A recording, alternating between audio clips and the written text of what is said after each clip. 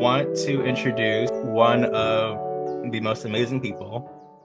The whole reason why I'm here today, and because the whole reason why I've been able to find the Histio Association is because of my good friend, Deanna Fournier.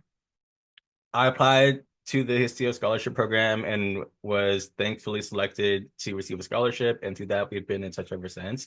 And it's just been like elevation after elevation after elevation. And I feel like I just have always been feeling that support, the support I was speaking of earlier. A lot of it comes from her. And I'm so grateful because she's our special guest today and she was able to be here and make time. And I'm not going to share her whole story because I gave her a slot. So I'm going to let her share her story, but she has really just had a huge impact on my life. And so I'll just, without further ado, Deanna.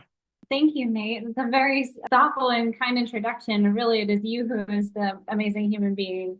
Seriously, truly, you changed the lives of so many people that you interact with, so many people that don't have a chance to interact with you directly, but get to experience your passion through everything that you do. So it's truly been our honor and pleasure to know you, and we can't thank you enough for what you do and for continuing to share your voice and your story and your perspective. And I see some other people on here too that are from other rare disease diagnoses, and they love the community that you're building. So just congratulations on all your accomplishments, and thank you for the opportunity to be a part of what you're doing here, especially for Histiocytosis Awareness Month.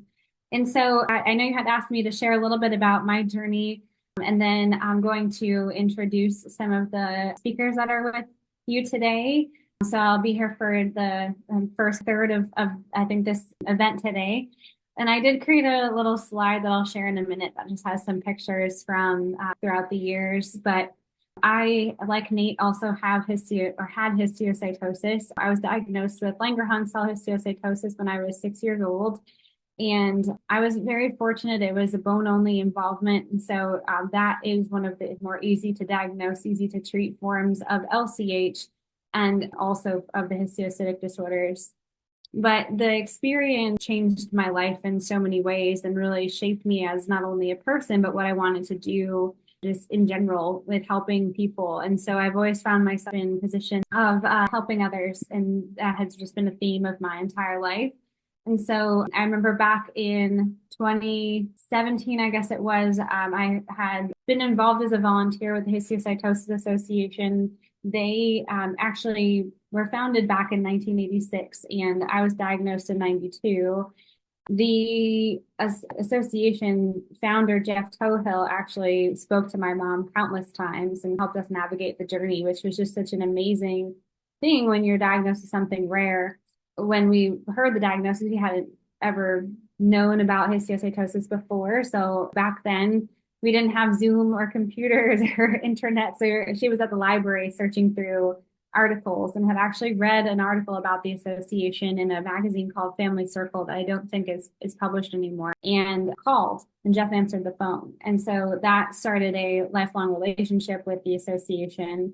They helped connect us to the doctors that gave the treatments that ultimately set me up for non-active disease. And then I've been clear ever since. But I think the more important thing that they did was connected us into a community, which is what I think you all find so incredibly valuable about what you're doing here today. And part of SOS is having people to connect with. And so I always was eager to engage in that community and be a part of the work and activities that were being done, pen pal club, volunteering for different events, and so on. So back to where I left off in about 2017, the association board reached out to see if I wanted to be a part of the board of trustees. And that was an incredible opportunity to get involved in a different way.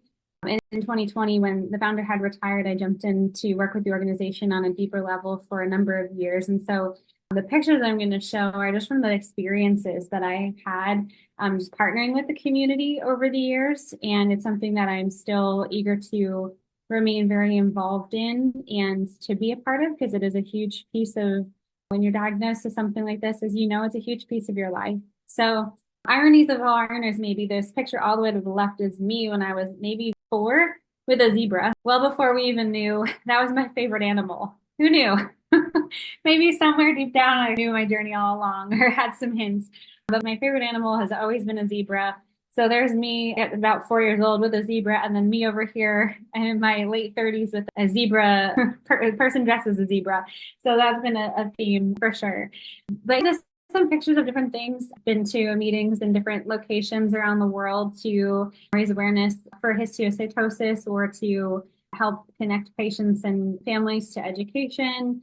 There's some pictures of the association team here and some of the providers that have been instrumental, as well as some of the family group members. So just a little collage of photos to show you a little sliver of the journey of what it's like. But I think, like I said, the amazing part is even though a lot of these pictures I had, unfortunately, are just of me, it really like all of there's groups of people that are around supporting all these efforts. And that's really, I think, the most important part of this journey is the community that you can find. And I think, Nate, you even said this, you have a family from it that you don't expect to walk away with. And so that is absolutely tremendous. Rare disease journey can feel incredibly isolating and can certainly make you feel like you're on an island, not a lot of information. But then when meeting other people, you start to get a sense of, hey, I'm not alone in this. And other people have a similar experience as me, or their experience is different, but we can understand one another. And so I think that's just so beautiful. And I know we're definitely a bit ahead schedule for what I think my section was planning for as well. So I'd be happy to answer any questions, but also I could take some time to introduce the speakers that are going to be joining us today because I think warrants some nice background. And so maybe I'll spend a few more minutes thinking a little bit about rare disease journey and the association and highlighting some of the different work that the Histiocytosis Association has been doing. So that's a huge part of I think anyone that's impacted by histiocytosis, a huge part of the experience as well with the community is what kind of support is there for you when you're diagnosed. And so I talked a little bit about my family having conversation with Jeff Tohill, but what does it mean to connect with an association for any rare disease?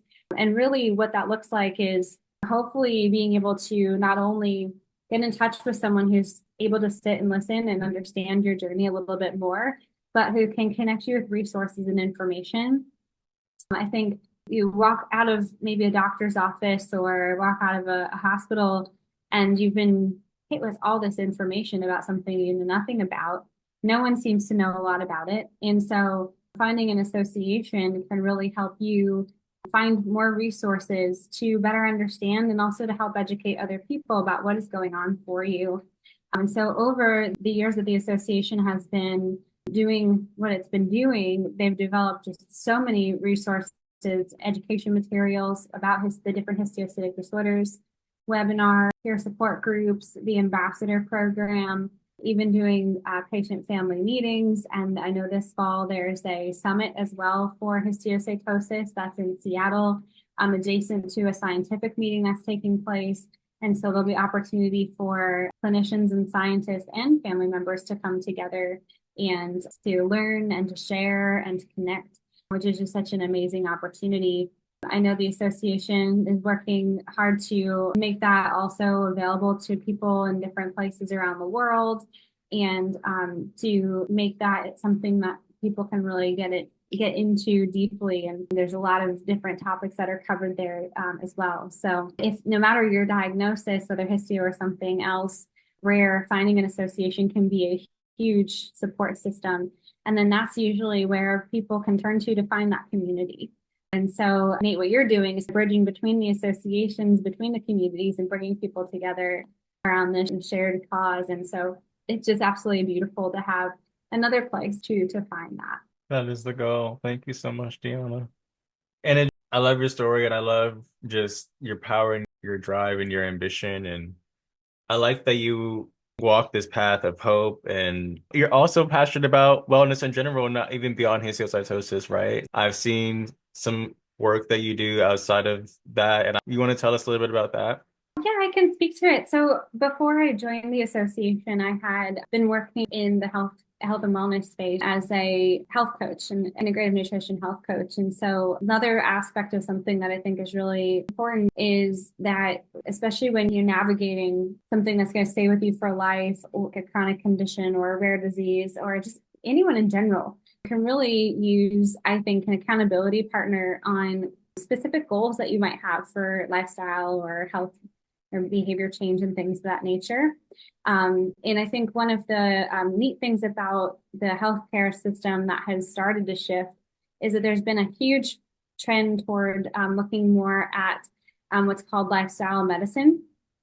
And so part of the role of a health coach is to one day, if it becomes more commonplace, that there would be opportunity for health and wellness coaches to live inside the healthcare model. And so imagine what we just talked about with that rare disease journey.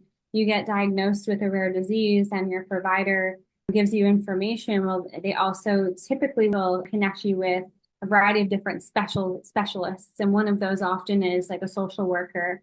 Well, a health coach would live kind of in a similar space, if you will, where they would also hopefully be someone that would be connected to you. And then the question would be, how are you feeling and how can we try to partner together to help you feel your best? The Histiocytosis Association has peer support groups, and one of those peer support groups is moderated by an individual who is both a social worker and a health coach and understands both perspectives. And so it's just a really neat field and something that I was really drawn to given my rare disease journey, and just knowing how sometimes when you have a rare disease, you have to be more thoughtful about some of the decisions you make around the way you live your life. And so sometimes it's tricky to navigate. And so it's nice to have somebody to be able to bounce things off of. One of the things that would come up in the peer support calls sometimes was fatigue with some of the histiocytic disorders. And then simultaneously your doctor is telling you to exercise to combat that fatigue. And so how do you do both? And so these are things that you can talk about in those settings and then have the health coach to be that partner for you. So that's something else I'm definitely very passionate about. And I think over the last, I would say 10 to 15 years, I've seen the healthcare system in the United States start to transform a little bit more toward that trajectory to really patient-centered approach to research that we've seen in the last, say, 7 years, really done tremendous things for the patient community. And so this is another layer of that. Like, there are people asking for to help them feel their best as they navigate this journey. So health and wellness is a huge topic and a huge part of that patient-centeredness.